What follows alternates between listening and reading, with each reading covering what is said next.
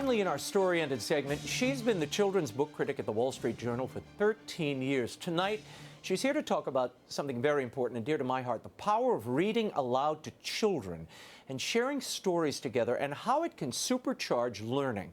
I've been so looking forward to this segment. Please welcome author of the new book, The Enchanted Hour, The Miraculous Power of Reading Aloud in the Age of Distraction. MEGHAN COX GURDON joins us. What a pleasure to have you. What a pleasure to be here. Now, I want to start with, how did a foreign correspondent end up reviewing children's books at the Wall Street Journal? Well, this is one of the curious things about life, right? You never know where you're going to wind up. I think that it started with the birth of my first child, then the birth of my second child, then the birth of my third, fourth, and fifth children. I think by that point I'd had enough of the foreign world, and I was ready to focus on the domestic sphere. Wow! But in many ways, your columns and what you write about is far broader than the world you covered. Well, indeed. I mean, there's everything in books, right? Yeah, There's absolutely everything. Now, when did you start reading to your children, and how did this book found its origins in a column you wrote, but it really is rooted in your own life? It actually dates back to some interesting things. So I would say I started reading to my children the minute, in fact, I brought my first daughter home from the hospital 24 years ago. Molly. We lived in Japan at the time,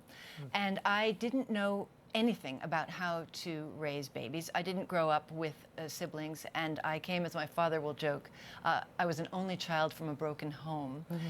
So I went into motherhood completely without a template.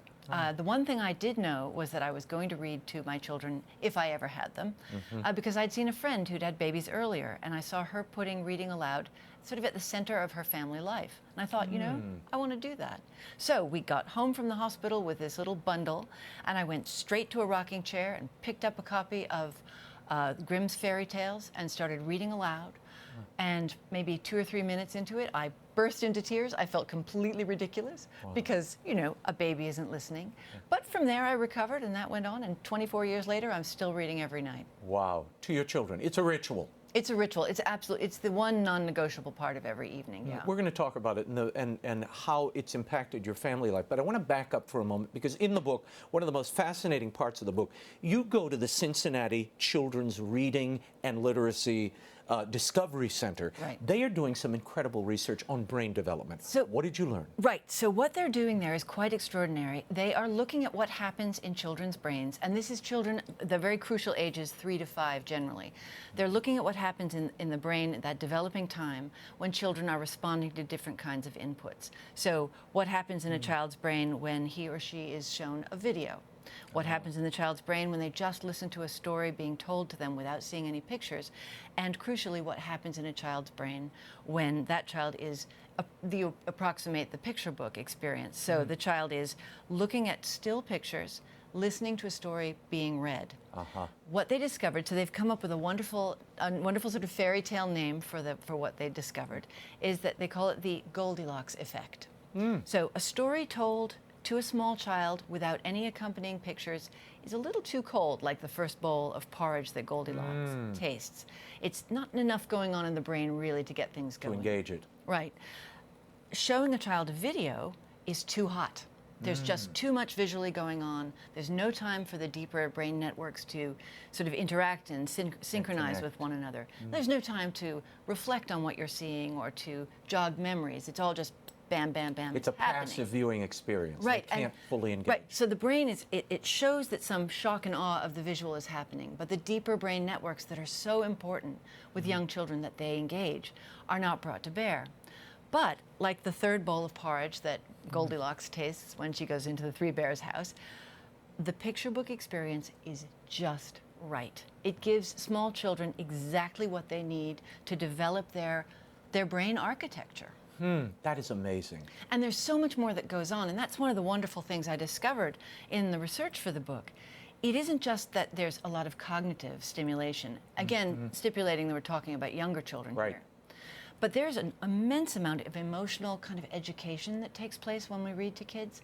There's a huge physiological reward for both parent and child. A bonding. Yeah, I mean, in a literal way. The stress hormones decrease, and bonding hormones increase in the bodies of both parent and child in that environment. Wow. So you're doing something that is, you know, transcendent. It's really an extraordinary thing to do with a child.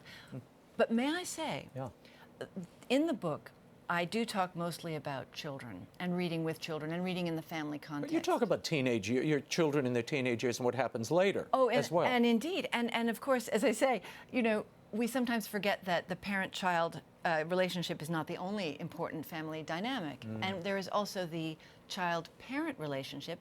And in this respect, we can read to our elders. And it's incredibly good for them. It's good for us. It's a beautiful way to bond. Yeah, well, you're exploring ideas, worlds together. You're feeling your way through things. Yeah. But that proximity, I loved that you talked about, and the science backing up what we sort of already know. But it's amazing how you've laid out the scientific breakthroughs. Now, so many kids are spending time on these things. Right. 9 hours a day, 10 hours a day on devices. What does this do to counteract this? I mean, your subtitle is The Miraculous Power of Reading Aloud in the Age of Distraction. Quite, yeah. Well, one of the extraordinary things is that reading aloud is almost like it's like a broad spectrum antibiotic, or you can choose your metaphor. It's an antidote. It's an antitoxin. The things that we get from time we spend reading together are almost exactly those things that we lose through the heavy use of technology. So, for instance, I mean, you probably have this experience. Many of us do. When your phone is around, you're not really fully present all the time with the people you love. You can be in a room with your own family, and you're kind of half your mind is on the phone or something you just saw. Sure. One of the beautiful things about turning off the phone, putting it away, picking up a book, and reading with someone is that you are fully present with them. And this is something very important for children in particular. Yeah. They really need it. Yeah. They need to see our faces. They need us to talk to them. They need to feel that we are speaking to them and seeing them. Yeah, I was shocked because I've narrated my audiobooks. My kids listen to audiobooks. Reluctant readers I know, I've suggested give them the book and let them listen to the audiobook as a lure to keep them reading. Right. But it doesn't have the same effect as a live person reading. Right. Why not? Right. Well, think of it in this way. If you listen to live music, you watch a live ballet performance on stage, or any kind of performance on stage, or theater piece, something. It's a work of art that takes place in the moment and then it's gone. And there's something about that fugitive moment that is special. Well, the interaction. The performer is reacting to the audience and vice versa. And there's energy moving around, right? And that's the same sort of thing. Now, I love audiobooks. I, too, recorded my audiobooks. Oh, good. So if you like the sound of my voice now, you can listen to it again on your commute. Enchanted Hour in audio. No. But at the same time, it doesn't have that live element, obviously. And one of the things that, again, with children is very important is they don't always understand everything that they're hearing. They may miss which character is saying what in an exchange of dialogue. An audiobook doesn't know if a child has misunderstood something or doesn't understand a word, whereas a human reader with the child perceives the moment of confusion, right? Can pause and stop or say, what do you think about that? Right. Again, it's a live, much more human experience. Time spent. You're exploring the world together. It's really what it is. Sure. A multiplicity of worlds. I mean, as we know, right? Stories are portals into wonders. And how great it is to share that experience with people you love. I want to talk about the e-book phenomenon, which polling has showed, certainly in the children's realm, children prefer hard books to e-books. Why? And why is one more advantageous to them than the other, or better for them than the other? So as to the e-book itself as a way of receiving literature, I don't know the answer to that. I will tell you, though, that one of the difficulties and one of the reasons that I've been, various people I spoke to advised me to stick to the idea that, you turn off the technology in order to really participate in the text. One of the reasons is that when you're reading on a device, you know that the whole wonder world of the internet is just a button press away. You know it if you're reading, let's say you're reading a book to your child from an iPad. Yeah.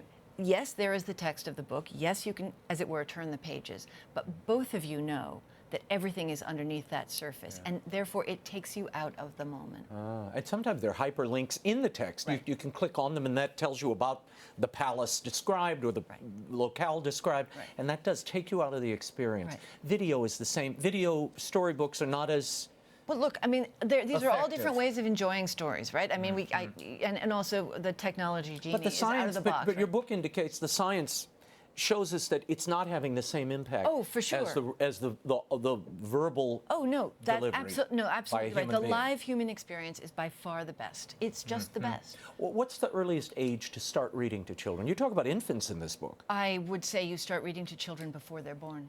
Here's why. Oh. Here's why. Because when you start reading aloud, for some people who are not natural performers or hams, depending on how you Don't look at me that way when you say that, Megan. it may be a little awkward, you know, the first time you start to read aloud, especially if you haven't done it very much before. So one of the great things is you start before the baby's even born. The baby can hear your voice, right? The baby knows who's talking, mother or father, the baby can hear it. And we know from looking at the brains of babies when they are newborn, they recognize the voices of their parents, particularly their mothers. Their brains light up, as it were. A term, by the way, that neurologists say we shouldn't use. It's not accurate, but as a layman, I'm going to use it. Okay. No, start as soon as you can. I mean, absolutely start as soon as you can. Tell me what, in the book you talk about the parent-child relationship and how this time spent reading together, it can pay dividends into the teenage years and beyond. Yeah, Tell me your experience and what does science tell us? Yeah, so what we know, of course, is that people who read together with their children and develop their relationships, they have that sort of emotional fortification. It makes them more emotionally acute as they get older. They become better friends. You know, their life is easier when you get along with people. And a lot of strong social emotional development takes place during that reading aloud. Here's where it helps for children. If you have, and this is what we've done in my family, we're no paragons, but in this respect, I think, you know, I'm prepared to stand by it. You institutionalize a time every day when you read together, right? It might be bedtime, it might be over breakfast, whatever it is. You pick a time, you stick with it, and then as the years go by, you already have an appointment with your own family or with your own children every day, right? So they get older, maybe there's less to talk about. In the case of my son, I have 4 daughters, 1 son. When he was 13, 14, 15, you know, we didn't have a lot in common in those years. Our conversations were not necessarily very rewarding for either of us, consisting mostly of me saying, you know, how was your day? And him saying, what's for dinner? Yeah. But we always had this evening date to read together. And it was like the books became a kind of bridge over the turbulent waters of adolescence. It was a place that we could meet in books and just be together, having that physiological reward of being next to each other without there having to be difficult conversation. And by that, I don't mean that I was trying to avoid a difficult conversation, but just that conversation that sometimes in life, it's difficult. Yeah. Megan, one of the reasons that I started really into this whole area of writing for children, literacy initiative, when you look at these 4th grade reading proficiency levels, which in the book you talk about 64%, that number has barely moved. Yeah. It is static. Why are we having a literacy crisis in the United States, which is what it is? And my contention is if you aren't reading at proficiency level in 4th grade, you're not going to be a great citizen. You don't know anything about your history, and it makes you making that person a moral person is much more difficult because they don't reflect on things. They're not trained to take information in and reflect on it, just as a human being. Right. There are these moments in life, you know, there's certain determinative moments, it seems like. The age of 4, whether a child can pay attention at the age of 4, which is another thing that reading with them really helps. It inculcates a nice long attention span, very important. A child of 4 who can focus, you know, that correlates with math and science and literacy achievement at age 21 and predicts whether children will graduate from university by 25, right? So that's one. You're absolutely right. Then there's the question, if you can't read at the age of, in 4th grade, you probably weren't reading in 3rd grade and probably not in 2nd grade. And that manifests itself not just as a literacy crisis or a citizenship crisis, as you describe, but also has ramifications for math achievement. Because when you get to theoretical math, it's too late, right? There's a very strong linkage between math and reading in the early years. Wow. Yeah. I want to read something from the book, Goody. and you quote Maria Tartar, and she wrote a book called Enchanted Hunters, and I loved this quote: "Literature for children enthralls and entrances in large part through the shock effects of beauty and horror.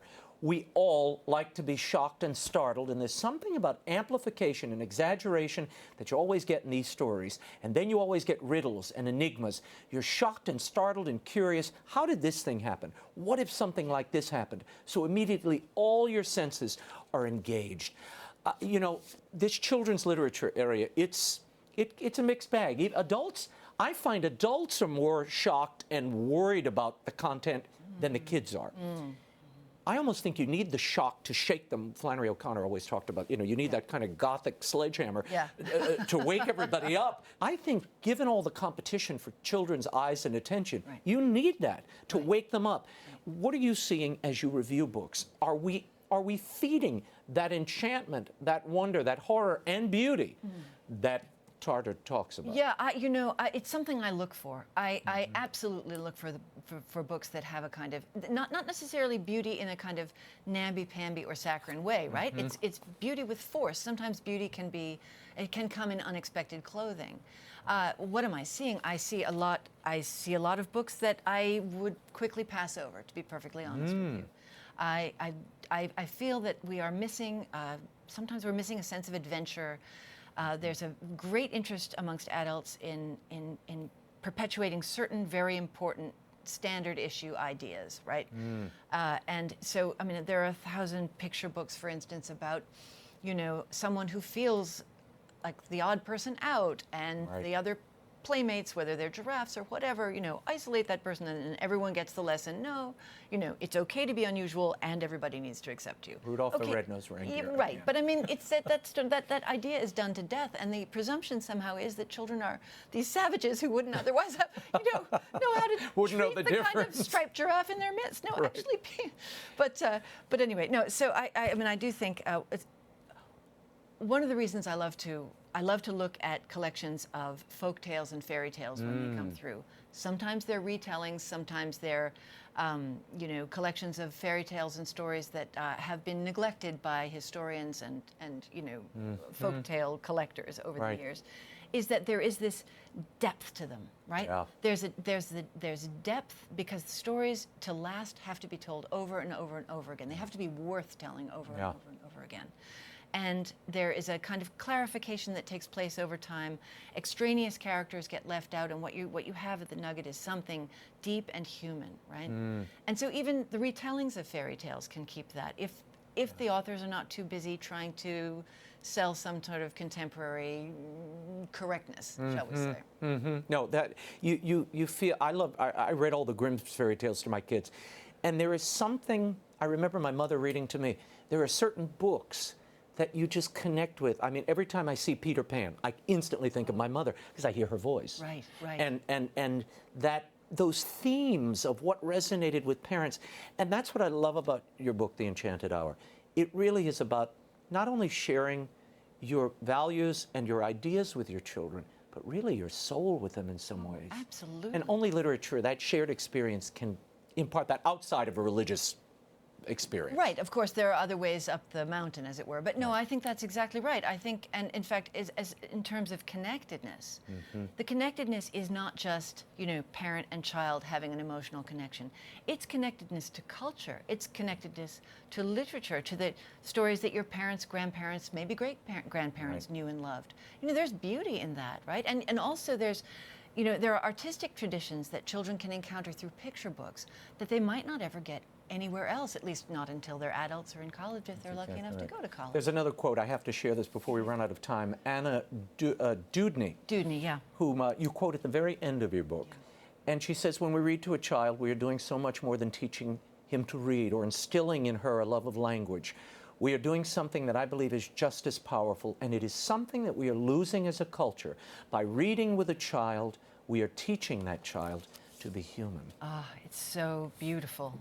Yeah. She said it perfectly. It's absolutely right. And this book teaches us all to be human. It's really The Enchanted Hour, The Miraculous Power of Reading Aloud in the Age of Distraction by MEGHAN COX GURDON, available at bookstores everywhere. Such a great book. Thank you for the time. Thank you so much for having me. And MEGHAN's reviews of children's books, maybe the best out there. You should read her in the Wall Street Journal each week. Just fantastic insight. There's a depth to the review that I always find challenging and enlightening. So thank you for being here. Thank you again. so much.